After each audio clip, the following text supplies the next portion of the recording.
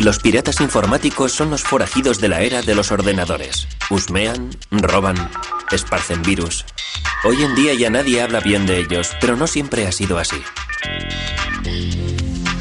Este pirata informático inició una revolución en el mundo de los ordenadores. Este es el pirata informático en el que se inspiró. Y este es el pirata informático que siguió sus pasos y cargó con todas las culpas.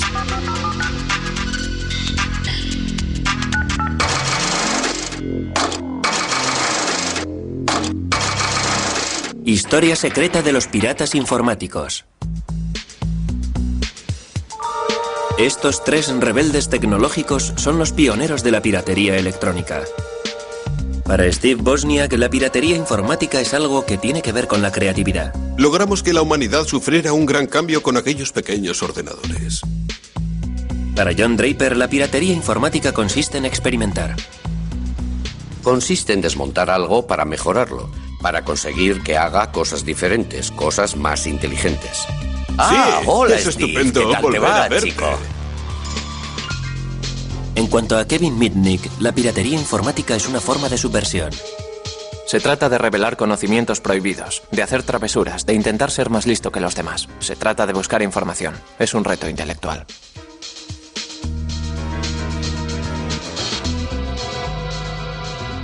En realidad, el término pirata informático tiene dos significados. Antes se aplicaba a la gente que irrumpía en los ordenadores. Se refería a individuos que se pasaban toda la noche con cualquier equipo que caía en sus manos, Exacto, con la idea de crear un programa que fuera superperfecto. Sus historias revelan que los piratas informáticos fueron los héroes de la revolución electrónica, pero que acabaron siendo los forajidos de un mundo que ellos mismos habían creado. Hola. Hola. ¿Dónde va ese cable? Este cable telefónico va desde la casa hasta el cable grande que está en la parte superior del poste. Creemos que la piratería informática solo tiene que ver con los ordenadores, pero no habría existido sin la red telefónica. En 1970, John Draper acababa de dejar el ejército cuando comenzó a estudiar electrónica y tropezó con un mundo secreto.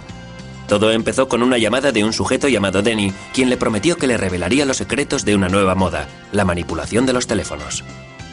Empezó a hablarme sobre la trampa telefónica. Le pregunté, ¿en qué consiste la trampa telefónica? Me explicó, jugamos con los teléfonos. Respondí, sí, ya lo veo. ¿Y qué hacéis con ellos? Me contestó, hemos logrado entender cómo funcionan. Pregunté, ¿puedes hacer llamadas gratis? Replicó, ¿por qué no vienes y lo ves?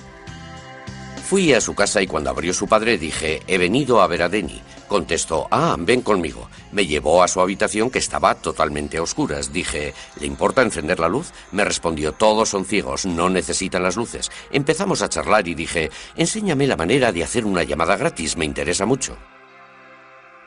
Sabíamos que era ilegal, pero que eso le daba más emoción. Se trataba no de timar a las compañías, sino del reto tecnológico de conseguirlo. En una época en la que las conferencias a lugares distantes eran todo un lujo, los manipuladores de los teléfonos dieron con el modo de hacerlas gratis. Las redes telefónicas estaban controladas por tonos. Introducirse en ellas era fácil si se contaba con el equipo adecuado. Y podía conseguirse totalmente gratis en un paquete de cereales de los utilizados para desayunar. Esto que tengo aquí es el silbato del Capitán Crunch. Si tapas este agujero de aquí así, se convierte en 2600. Y cuando lo hace sonar en el teléfono, el sonido sordo que se escucha lo reconoce e indica que puedes proceder a efectuar la llamada. Armados con un silbato del Capitán Crunch, los manipuladores de teléfonos podían hacerse con el control de las líneas telefónicas en cualquier momento, en cualquier lugar del mundo. Una de las cosas que solíamos hacer era irnos al aeropuerto. Pasábamos por delante de una hilera de teléfonos públicos tocando el silbato. Desconectando así todas las llamadas. En la época en la que las llamadas se realizaban a través de operadoras, la manipulación de los teléfonos no era posible. Pero cuando los paneles controlados por personas fueron sustituidos por sistemas mecánicos, los controles entraban en funcionamiento mediante el uso de diferentes sonidos. Para los manipuladores de teléfonos como el Capitán Crunch o Denny, las redes telefónicas eran un enorme terreno de juego tecnológico en el que había cantidad de sonidos y controles que explorar. Han pasado 30 años y se reúnen para recordar sus proezas. Hola, Denny. Hola. Hola. ¿Cuánto tiempo sin vernos? ¿Qué tal te va, John? ¿Qué tal te va? Denny, pasemos a la acción. Tengo que probar mi nueva caja. La regla de oro era que nunca había que manipular los teléfonos desde casa. Si lo hacías, las empresas de telefonía podían seguirte la pista. Mientras estuve con Denny, le recogía en la furgoneta Volkswagen. Vamos, Denny. Y nos íbamos a la zona rural más apartada que éramos capaces de encontrar en el mapa. Nos íbamos hasta allí y en un teléfono público empezábamos a piratear. Una vez que daban con los tonos que controlaban los interruptores, los manipuladores de teléfonos eran capaces de ir saltando de una línea a otra y de pasar de una ciudad a otra. Pero necesitaban algo que mejorase la emisión de los tonos. Ahí es donde entró en juego la experiencia técnica de John Draper, creando un artilugio al que llamaron la caja azul. Lo primero que hice fue crear la caja azul. La caja en sí se puede adquirir en una tienda de radios o en cualquier otro sitio. Es una caja normal y corriente tipo estándar. El teclado creo que lo conseguimos en un basurero o algo parecido. Aquí hay uno. La caja azul no es más que un aparato que emite tonos. Emite un cierto número de tonos que la empresa de telefonía interpretaba como tonos procedentes de sus propios equipos técnicos, aunque éramos nosotros quienes los emitíamos. Se convirtió en la llave del reino. Si, por ejemplo, quería una operadora en Nueva York, pulsaba 121 arranque y eso me ponía en contacto. Su llamada no puede ser atendida. Este es un anuncio grabado. Equipados con una caja azul, realizaron llamadas a todo el mundo, con frecuencia solo con la intención de divertirse, escuchando un mensaje grabado en un idioma desconocido. El hecho de que las empresas de telefonía permitieran que el sistema estuviera montado así era algo que me causaba asombro. No podía creer que resultara todo tan fácil. KP182 inicio. Los patrones de los números eran algo que de verdad me intrigaba. Tenía una gran facilidad de acceso a las empresas de telefonía pese a usar un sistema de acceso muy rudimentario. La tecnología de la caja azul fue el gran éxito de los manipuladores de teléfonos.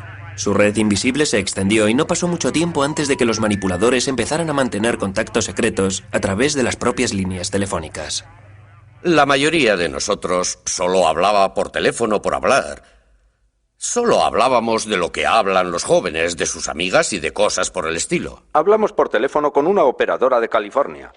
Creo que los manipuladores de teléfonos solo actúan llevados por las ganas de divertirse. En aquella época, la red telefónica era uno de los sistemas más complejos que había, y que alguien conociera todos sus pormenores no dejaba de ser un descubrimiento importante. Los manipuladores de teléfonos no solo aprendieron a controlar los aspectos mecánicos, se convirtieron también en expertos en la manipulación de los empleados de las compañías, un arte que convinieron en llamar ingeniería social. Denny se hizo todo un experto en la llamada ingeniería social. Consistía en la habilidad de entrar en la empresa telefónica y hablar con su personal haciéndoles creer que trabajabas para su misma empresa de telefonía.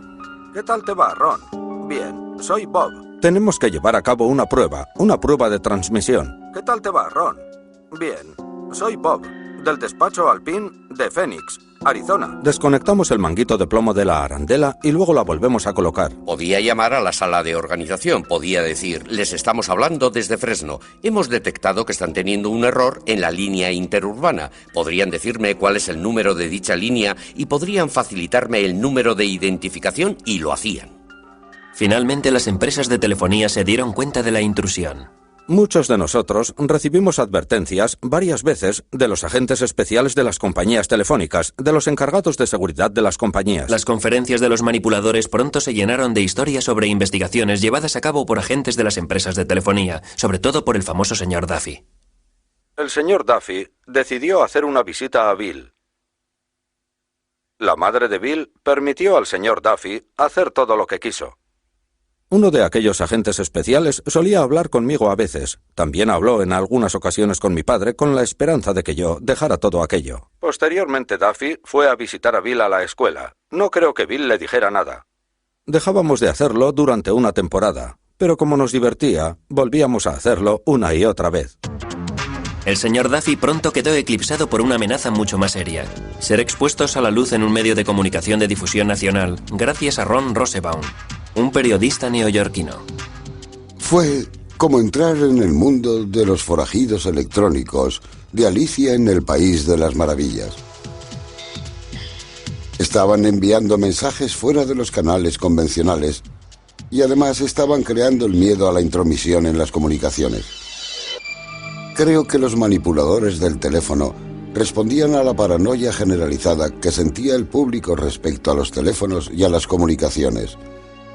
Debido al movimiento antibelicista y a la reacción del FBI, todo el mundo pensaba que su teléfono estaba intervenido.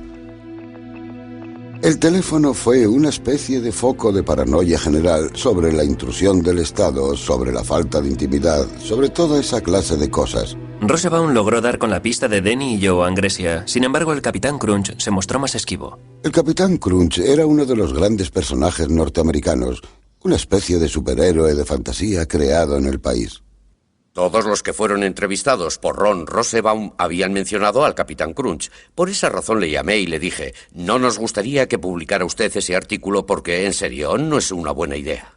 El Capitán Crunch estaba muy preocupado porque no hacía más que repetirme, haga lo que haga, no quiero que esta información caiga en manos de los radicales. Él tenía la sensación de que aquello podría llegar a paralizar el sistema de telefonía de los Estados Unidos e incluso colocar a los Estados Unidos bajo el yugo nuclear de la Unión Soviética. El artículo de Ron Rosenbaum sobre los manipuladores de teléfonos fue publicado en la revista Esquire en octubre de 1971. Acudí a la biblioteca, leí el artículo y no podía creerlo. Era tan revelador, me dije, oh Dios mío. En aquel momento me di cuenta de que la manipulación telefónica, tal y como yo la había conocido, había muerto. Se lo leí a Denny entero por teléfono. Todo el mundo recibió su llamada. Una de las últimas llamadas que hicimos fue para leer el artículo a todos porque no podían leerlo. No daban crédito a aquello. Les dije, chicos, estáis acabados. No debisteis permitir que aquel tipo hablara con vosotros. No teníais que haberle proporcionado toda esa información. Después del artículo del Esquire, todo el mundo se subió al carro.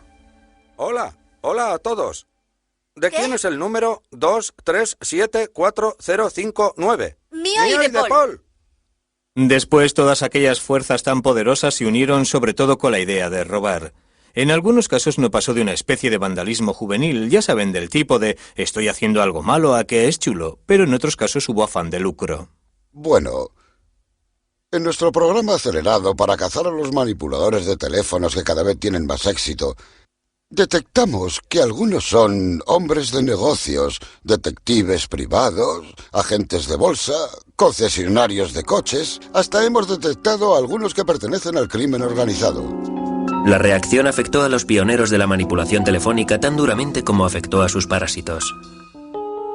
Atraparon a los de Los Ángeles, atraparon a los de Seattle, atraparon a los neoyorquinos. Crearon jurados de investigación que lo analizaron todo. Y claro, todos los que atraparon tenían mi número. Y fui declarado responsable de todo a cuenta del artículo. Las autoridades actuaron con mano dura. La posesión de una caja azul podía suponer 2 años de cárcel. El Capitán Crunch fue acusado de un delito federal de fraude a las empresas de telefonía y pasó 4 meses en la cárcel. La manipulación de teléfonos estaba muerta, pero no enterrada. Estaba a punto de estallar una revolución tecnológica a escala mundial, y el Capitán Crunch todavía seguía allí para servir de inspiración a una nueva generación de piratas informáticos. La piratería había nacido como una exploración divertida de las redes de telefonía, pero todo aquello iba a cambiar con la creación del ordenador personal, una revolución tecnológica que los propios piratas informáticos habían inspirado. Un elemento clave en la revolución fue Steve Wozniak, un joven estudiante de ingeniería cuyo mundo había quedado patas arriba tras el artículo del Esquire sobre las cajas azules. Fue el artículo más sorprendente que jamás había leído. Hablaba de ingenieros y técnicos como yo que se habían burlado de las empresas de telefonía y que habían creado redes que nadie pensaba que existían. A Wozniak le entusiasmó tanto el artículo que empezó a montar su propia caja azul. Al principio solo puse algunos de los chips que yo mismo había diseñado en una tabla y empecé a soldar cables. Por esa razón, cuando acabé el montaje de la caja azul, algunos tonos estaban bien y otros mal. Empecé a buscar al Capitán Crunch. Una vez que su tapadera había quedado hecha añicos por el Esquire, John Draper intentó pasar totalmente desapercibido. Todo el mundo decía que John Draper era el Capitán Crunch. Llamé a la emisora de radio y pedí que John Draper me llamara. Me dijeron, no, ha desaparecido de la vista después del artículo del Esquire. Supe que había dado con él. 10 minutos más tarde sonó el teléfono. Exclamé, Dios mío, qué malas noticias. Era él, nos dijo que vendría a Berkeley a reunirse con nosotros en el dormitorio. Tuve la sensación de que el que venía a casa era el mismísimo presidente. Fui allí sin saber realmente qué era lo que estaba pasando. Wolf quiso que le enseñara a utilizar la caja azul, él acababa de montar una. Me había hecho a la idea de que se trataba de un tío muy ligón y resultón con las chicas, y cuando se presentó en la puerta de alguna manera no coincidía con la idea que me había forjado de él. Dijo, soy el Capitán Crunch. Dije, bien chicos, la verdad, no creo que tenga ganas de hacer esto. Me contestó, está bien. Me sentí todo un héroe. Añadí, me imagino que no pasará nada. Al fin y al cabo, estoy en un dormitorio y será muy difícil que alguien detecte la llamada. Woz me preguntó, ¿podemos telefonear al Papa? Le contesté, pienso que sí. Cogí el número del Vaticano y llamamos preguntando por el Papa. Nos dijeron, el Papa no está disponible en estos momentos. Eran como las 4 de la madrugada. Aquella misma noche empecé a aprender códigos y técnicas de John Draper y de los demás para utilizarlas para hablar con las operadoras, y las semanas siguientes las dediqué a hacer prácticas para ver hasta dónde podía llegar. Creo que estaba un poco asustado con la idea de que me cazaran. Un par de semanas más tarde, el coche de Wozniak sufrió una avería. Por suerte, él y su colega Steve Jobs tenían una caja azul a mano. Decidimos llamar a nuestros amigos de Berkeley con la caja azul para que nos llevaran a casa en coche. Steve realizó la llamada sirviéndose de la caja azul. Cuando contestó la operadora, colgó asustado. Volvió a llamar. Al contestar, la operadora colgó otra vez de lo asustado que estaba. Fue cuando apareció un poli. Estaba en la cabina con una caja azul en las manos. Oh, Dios mío. Seguro que el poli pensó que éramos drogadictos porque yo llevaba el pelo muy largo. Steve me pasó la caja azul y la introduje en el bolsillo de mi abrigo. Me preguntó, ¿qué es esto? Si se pulsaban los botones emitían tonos, por eso contesté, es un sintetizador musical electrónico. El poli le dijo que estaba desafinado. Preguntó, ¿para qué es el botón naranja? ¿Es con el que pirateáis las líneas? Steve le contestó, es para calibrar. El agente preguntó, ¿qué hay que calibrar? Pasé miedo. Supimos que nos habían cogido, nos metieron en el coche patrulla. Los dos polis iban en el asiento delantero y Steve y yo en el de atrás. El poli que iba de copiloto se dio la vuelta. El poli se dio la vuelta hacia Woz y le dijo, un tipo llamado Moog te ha delatado. Era un sintetizador Moog. Mientras Steve Wozniak y el Capitán Crunch andaban enredando con los teléfonos, los despiertos chicos de las empresas del cercano Valle del Silicio estaban consiguiendo grandes avances en la tecnología informática. Sin embargo, a principios de los años 70 los ordenadores eran todavía unas máquinas enormes muy impersonales al servicio de unas empresas enormes muy impersonales. Se empezó con lo de los ordenadores con el fin de descifrar códigos, detectar misiles, crear armas para la guerra. Ese fue en realidad el origen de los ordenadores modernos. Luego fueron apareciendo los que manejaban enormes y complejas bases de datos con fines comerciales. Los ordenadores se consideraban como aparatos que no había que tocar. No se podía entrar donde hubiera un ordenador. Había que mantener las distancias, pero mostrar reverencia y respeto a quienes supieran manejarlos. Pero en aquella época el respeto era un bien bastante escaso. A finales de los años 60 hasta los ingenieros informáticos tenían ya su contracultura. Lo bautizaron piratería informática. Los objetivos prácticos eran secundarios, lo importante era lo que los piratas informáticos denominaban el puro placer de la exploración, un sentimiento que los manipuladores de teléfonos hubieran reconocido como propio. Los manipuladores de los teléfonos estaban aprendiendo cómo utilizar una tecnología, cómo introducirse, cómo utilizar y expandir la tecnología por caminos que en general no estaban al alcance del público. De la misma forma, la piratería informática iba ampliando sus fronteras, iba aprendiendo a explorar los ordenadores para conseguir que hicieran cosas que la gente afirmaba eran incapaces de hacer. Para conseguir sus propósitos, los piratas informáticos necesitaban tener acceso a un ordenador, pero en aquella época no resultaba fácil. En mi primer año en la universidad dije a mi padre, algún día tendré un ordenador Nova 4K. Me contestó, Steve, cuesta tanto como una casa. Le respondí, entonces viviré en un apartamento. Algún día tendré ordenador. Cuando los ordenadores eran todavía unas máquinas crujientes que costaban 5.500 millones de euros, la idea de que alguien tuviera su propio ordenador personal resultaba inconcebible. ¿Por qué iba a querer alguien disponer de su propio ordenador personal? Era ridículo, era como que alguien dispusiera de su propia bomba atómica. La bomba estalló bajo la forma de unos nuevos componentes para montar un equipo que fue llamado Altair 8800. Apareció un artículo en una revista técnica en el que se presentaba el Alter, un equipo que cualquiera era capaz de montar. Entusiasmó tanto a un par de personas de la zona de la bahía que decidieron formar un club, incluso antes de que dichas piezas empezaran a salir al mercado. Se reunieron solo para compartir información. Lo bautizaron Club Informático Casero. Una noche de marzo de 1975 se congregaron 30 personas en un garaje para contemplar aquella extraña caja. Entre ellas se encontraba Steve Wozniak. Dentro de la caja había montada una red que llegó a fascinarles incluso más que la red telefónica. Estábamos dentro del garaje. Fuera estaba oscuro y estaba lloviendo. La puerta del garaje estaba abierta y todo el mundo empezó a hablar sobre ordenadores. La caja del Alter no tenía nada de especial. Venía desmontado. Una vez que lo montabas, movías las clavijas y empezaba a funcionar, pensabas, vaya, es bonito de verdad. Pero ¿qué puedo hacer yo con esto? Lo que hicieron fue programarlo para que interpretara Daisy. 15 años antes, los ingenieros informáticos habían conseguido obtener la melodía con una máquina del tamaño de una casa.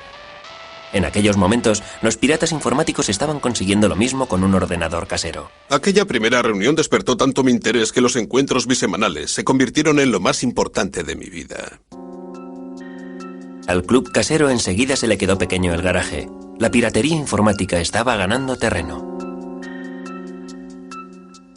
Alguien se levantaba y preguntaba, ¿tengo este problema? ¿Sabe alguien resolverlo? O, ¿recordáis que se mencionó este problema en el club hace 2 semanas? Ya tengo la solución.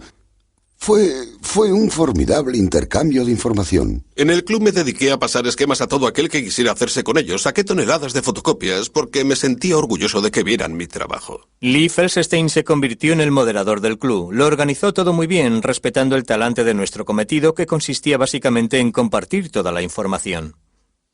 No atrajo a gente de nivel y que había tenido éxito en las empresas, a empresarios. No atrajo a ingenieros, de verdad. El prototipo de ingeniero se sentía bloqueado por ese sentimiento de... he de contar con permiso para hacer algo que no se ha hecho hasta ahora. Sin embargo, nosotros estábamos allí porque no necesitábamos ningún permiso. Los piratas informáticos se pusieron a trabajar para conseguir lo imposible, la creación de sus propios ordenadores. Sentíamos fascinación por contar en nuestras manos con la tecnología informática, por ser capaces de llegar a controlarla. Cada vez que alguien traía un ordenador al club, lo primero que hacía la gente era ponerse rápidamente a trabajar, a desmontarlo, a aprender todos los trucos y asediar a su creador con trillones de preguntas. ¿Cómo funciona? ¿Qué es eso? ¿Eso va ahí? ¿Qué clase de máquina es esta? Fascinados por la tecnología experimental, a los piratas informáticos no les importaba lo que sus ordenadores fueran capaces de hacer. Nadie tenía una razón práctica para querer poseer un ordenador personal. Siempre se inventaban razones como llevar bien el balance de las cuentas, o guardar unas recetas, o controlar cosas de la casa, pero casi nadie hacía nada de eso. Eso es sentimiento de culpabilidad. ¿Acaso se le pregunta a alguien, está muy bien, pero ¿qué haces con tu tren a escala? Nada, juego con él, disfruto con él, es divertido enredar con él, me divierto experimentando con él. Pero con aquellos experimentos se lograron auténticos avances. Empecé a darle vueltas a las cosas en mi cabeza y creé un pequeño truco que consistía en que si tenía unos pocos datos y los encerraba en un círculo, resultaba, por extraño que parezca, que si los sincronizaba bien, en la pantalla aparecían colores, como si se tratara de una televisión en color. Estoy convencido de que las cosas más importantes con las que contamos hoy día en los ordenadores fueron creadas por ellos. Los miembros del club lograron que los ordenadores hicieran cosas impensables. Crearon juegos y música con ellos, crearon gráficos y programas de dibujo. En el club, la piratería estaba viviendo su época dorada. Steve Wozniak trabajaba día y noche en su garaje con el fin de crear un ordenador perfecto. Yo creo que Woz fue el pirata informático más grande de todos. Era capaz de diseñar hardware, era capaz de diseñar software a partir de un lápiz y papel y hacer que funcionara. Todos los que echaban un vistazo a los circuitos que yo hacía decían, vaya, este individuo no se limita a hacer lo que enseñan ahí fuera. Él era capaz de hacer cosas que los demás no hacían, de establecer conexiones que los demás no hacían. Lo que me gustaba de los piratas informáticos es que tenían una forma distinta, una mejor forma de ver aquel mundo que les permitía establecer todo tipo de conexiones. Los piratas informáticos experimentaban con cualquier hardware o software al que podían tener acceso aunque no fuera suyo. Sin embargo, no todo el mundo tenía la idea de compartir. En 1976, el Club Casero recibió una carta hiriente de otro pionero informático. La mayoría de los aficionados a la informática han de ser conscientes de que se apropian de software que no es suyo. ¿A quién le importa si se paga o no a la gente que trabaja en ello? Lo que hacen es robar. En el que después se convertiría en un momento clave en la historia de la industria informática, Bill Gates escribió una carta desairada a los miembros del club en la que decía: «Un momento, yo escribí esto por dinero, no podéis distribuirlo, no es gratis, es trabajo».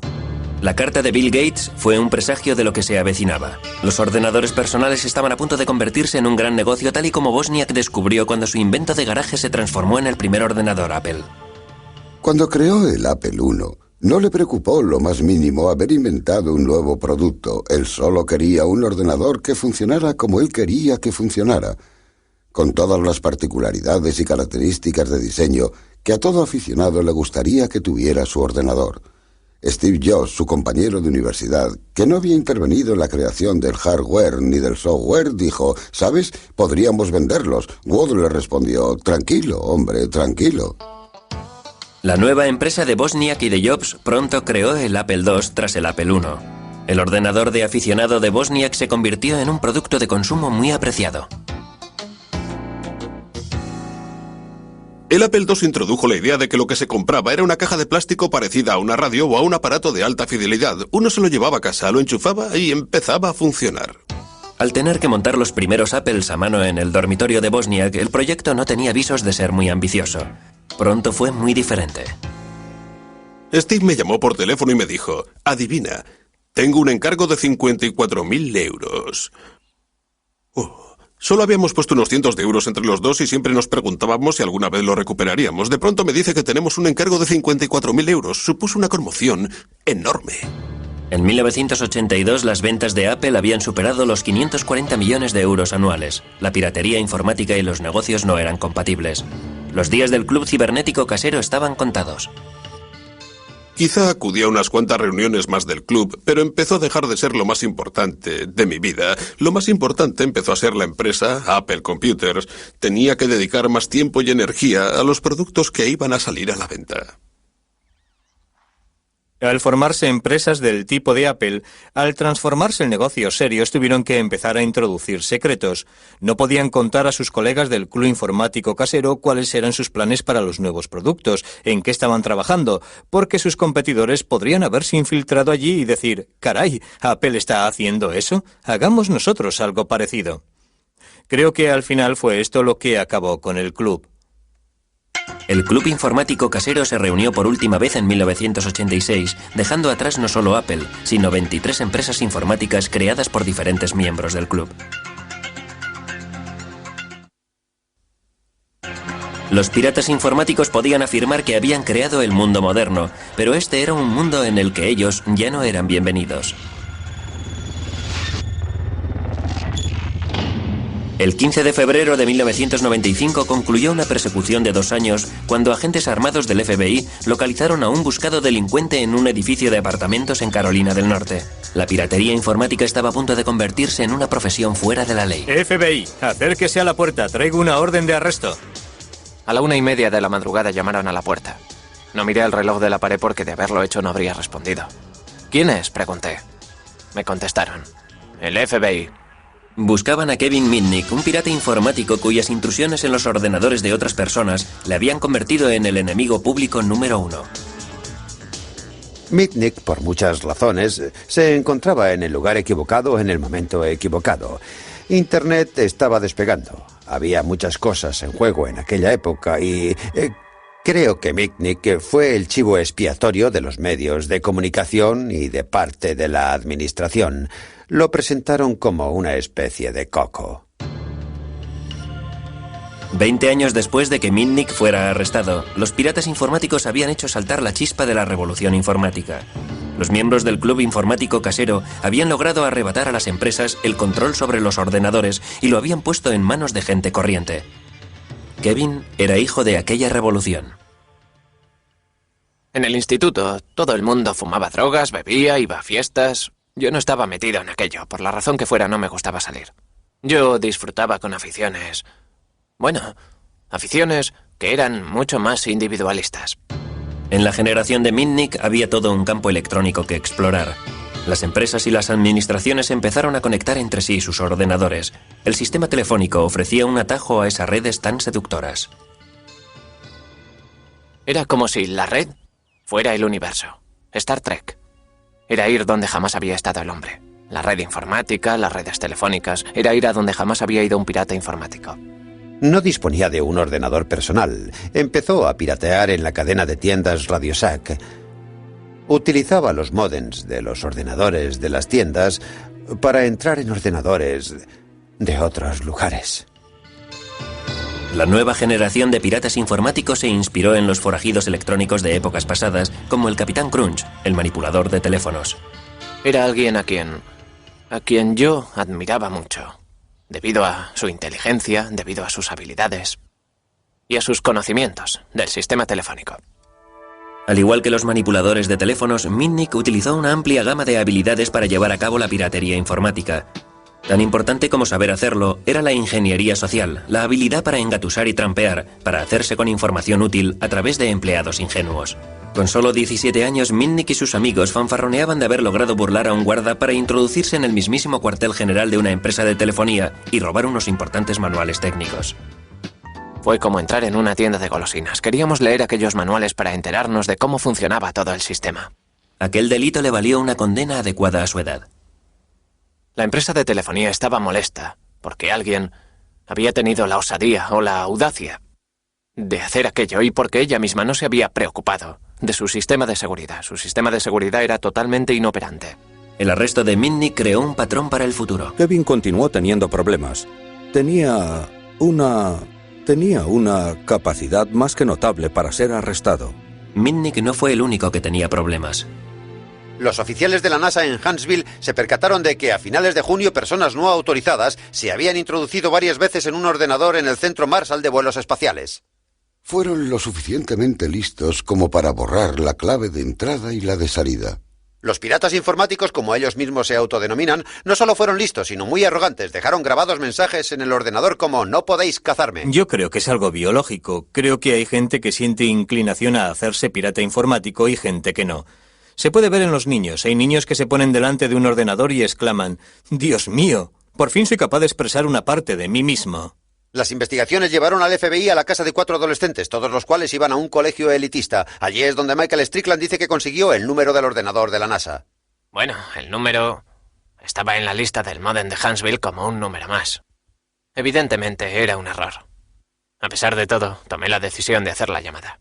El término pirata informático empezó a vaciarse debido a la gente que no estaba imbuida del espíritu de los piratas informáticos que irrumpieron por primera vez en los ordenadores. Hubo muchas intrusiones realizadas por adolescentes que se hacían con las claves o que aprovechaban las debilidades del sistema para introducirse en los ordenadores. Hizo falta una película de Hollywood para que el enfado se convirtiera en pánico. De repente hicieron una película, Juegos de Guerra, que tuvo un gran éxito de taquilla. Una película que ensalzaba la utilización de los ordenadores para introducirse en unos sistemas muy potentes y en la que casi hacen que estalle la Tercera Guerra Mundial. El significado de la palabra pirata cambió de la noche a la mañana. Un pirata informático pasó a ser un crío mofletudo lo bastante listo como para introducirse en una red informática perteneciente a una enorme organización militar. La emoción estaba en entrar donde no debías y en intentar que no te detectaran. La pasión que Mitnick sentía por explorar nuevos campos fue creciendo. Tomó la costumbre de dejar sola a su esposa para ir a un motel barato y así piratear las 24 horas al día los 7 días de la semana. Con la llegada de Internet no había ya nada que le frenara. Hasta la fecha resulta difícil hacer de Internet algo seguro porque fue creada para que la información navegara sin ningún tipo de cortapisas. Fue concebida con principios muy abiertos. Nadie es propietario de los protocolos que rigen Internet, por lo tanto todo el mundo puede hacer uso de ella. Pero el tiempo pasaba rápido. La frontera de los piratas informáticos había desaparecido. Internet iba a convertirse en una herramienta de trabajo. Los piratas ya no eran bien recibidos. A finales de los años 70 y principios de los 80, te animaban a practicar la piratería informática. Era lo que se llevaba. no era considerada un delito, sino más bien pura agudeza. Era una afición divertida. La sociedad que me rodeaba, la de mi entorno, fue cambiando. Yo estaba tan metido en la manipulación de teléfonos y en la piratería informática que no me percaté del cambio que se estaba dando en la sociedad de mi entorno. Sentía por ellas auténtica pasión e interés. Los experimentos de los piratas informáticos como Mitnick se convirtieron en un problema a la hora de aplicar las leyes. Las cosas habían cambiado. Aquel no era ya el mundo en el que había crecido el club informático casero. La piratería pasó a ser asunto del FBI. Los delitos informáticos se han hecho cada vez más importantes a medida que los ordenadores han ido entrando cada vez más en Internet. Nos llegan muchas más quejas. Era un nuevo tipo de delito. No había ventanas rotas, coches que se daban a la fuga, ni huellas dactilares. Tuvimos que ponernos al día no solo en las nuevas tecnologías, sino que también en las técnicas innovadoras utilizadas por los delincuentes. Pero Mitnick fue eligiendo objetivos cada vez más grandes. En 1988 pirateó la red de DEC, un gigante de la informática, y copió detalles de su software que eran de alto secreto. No pasó mucho tiempo antes de que el FBI fuera a por él.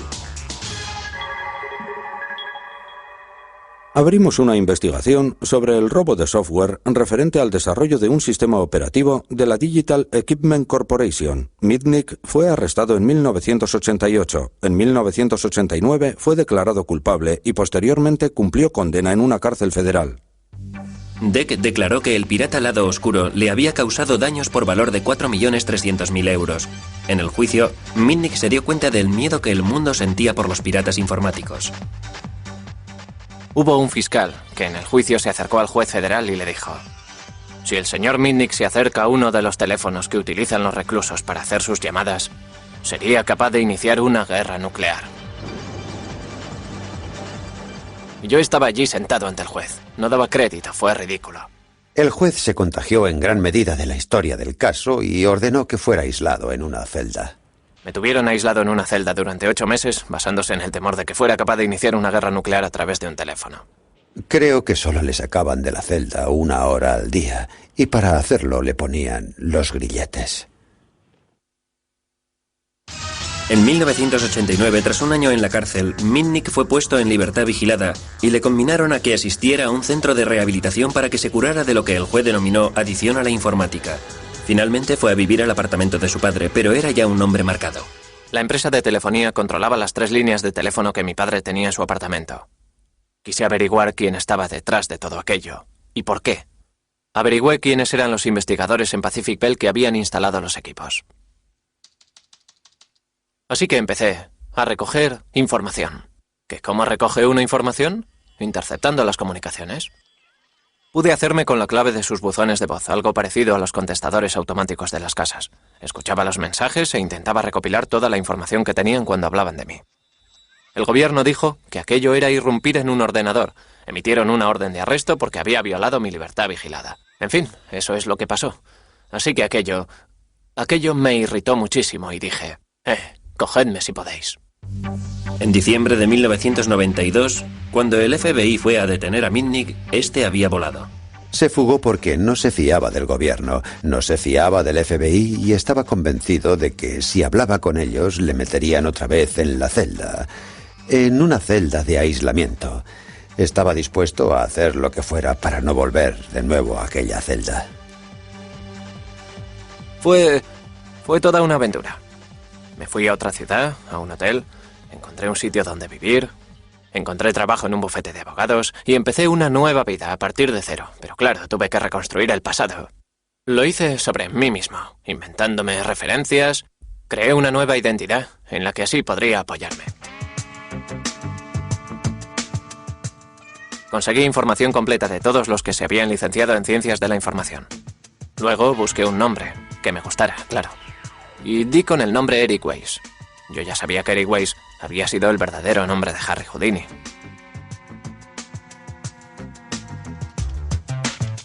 Estuve trabajando en el bufete de abogados de Denver durante un año. Algo más de un año bajo el nombre de Eric Weiss.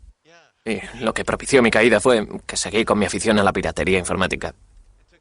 Mitnick era capaz de introducirse en cualquier sistema llamando a la gente desde su teléfono portátil mientras iba camino de casa. Engañaba a directores, secretarias e incluso a ejecutivos al objeto de conseguir información. Mitnick siguió pirateando con una sola intención: ir por delante de la ley. Al piratear empresas de telefonía portátil y copiar sus teléfonos, era capaz de hacer llamadas cuya pista era imposible de seguir. Mitnick jamás persiguió un ideal o un objetivo que no fuera el pirateo en sí y el de ir siempre por delante del FBI. La fama de Mitnick se extendió muy pronto. En el verano de 1994, el fracaso del FBI en la detención del forajido informático ocupó los titulares de la prensa gracias al periodista John Markoff.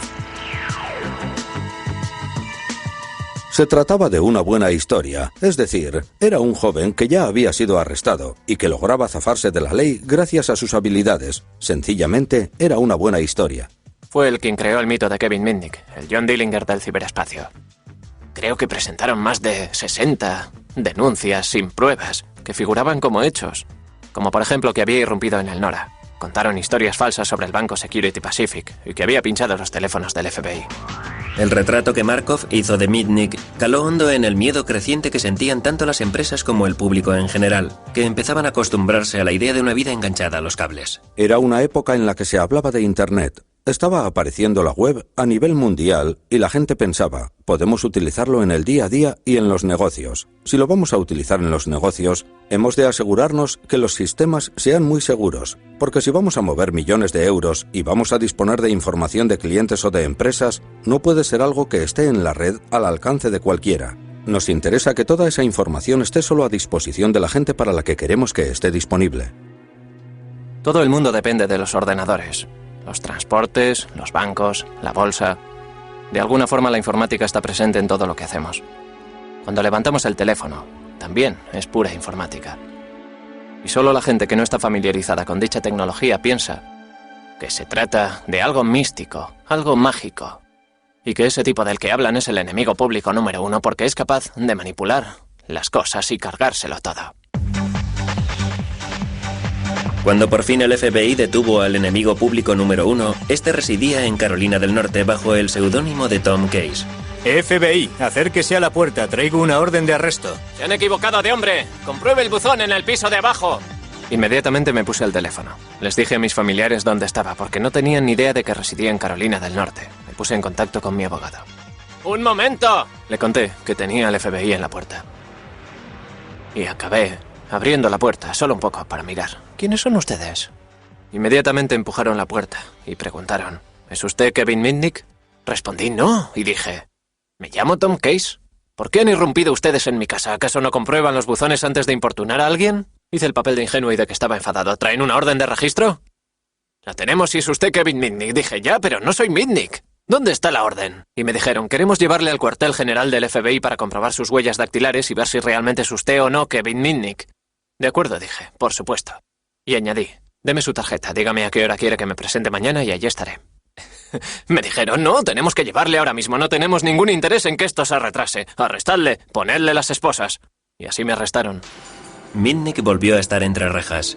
En aquella ocasión se enfrentaba a 25 cargos por fraude telefónico e informático. El caso era tan complejo que Mitnick se pasó 4 años y medio en una celda antes de ser llevado a juicio.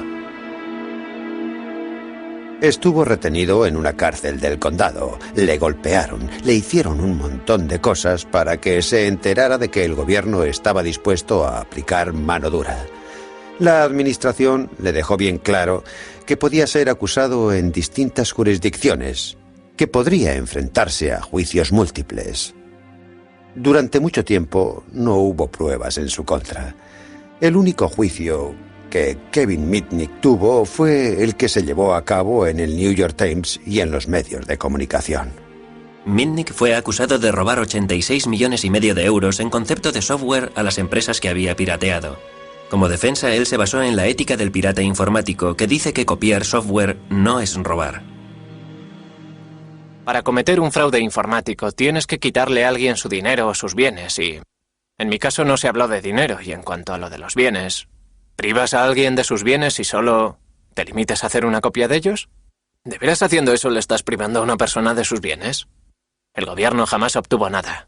No, jamás obtuvo pruebas de que yo quisiera hacer uso de dicha información. La propia información era mi trofeo. Era la prueba del pirateo. Puede que Mitnick fuera un héroe popular entre los piratas informáticos, sin embargo, otros le veían bajo un prisma muy distinto. Creo que las reglas del juego y la justificación moral en las que podía sustentarse la piratería informática habían cambiado sustancialmente. En cierto sentido, dicho espíritu solo iba acorde con un mundo más primitivo. Me parece que hoy en día no es posible justificarla de la misma manera. En 1999, Mitnick fue condenado a 5 años de cárcel, gran parte de los cuales ya había cumplido mientras esperaba la celebración del juicio. Fue una sentencia más severa de la que reciben muchos asesinos. El año pasado le dieron permiso para que saliera en libertad vigilada. En mi libertad vigilada estoy sometido a unas condiciones tan estrictas que si se me ocurriera tocar este ordenador es probable que me internaran otra vez en una prisión federal.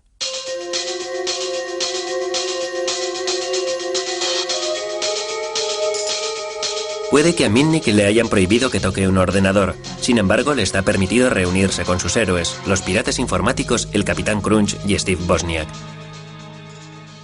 Es puro sensacionalismo hacer que los piratas informáticos representen una amenaza a nuestra forma de vivir, a nuestra seguridad, a nuestro dinero y a todo lo demás que hay en el mundo. La gente no acaba de entender a las mentes curiosas. Siempre habrá un grupo de jóvenes brillantes y técnicos que hurgarán y se preguntarán ¿qué es esto? ¿Qué pasaría si...? A estos pioneros les resulta muy difícil hacerse a la idea de que el pirata informático es actualmente un forajido. Lo cierto es que el mundo ha cambiado y lo único que queda son bonitos recuerdos y reliquias de un pasado glorioso.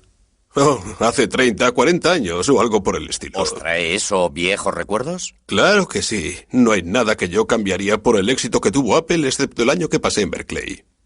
Y antes de eso ya existía el silbato del Capitán Crunch.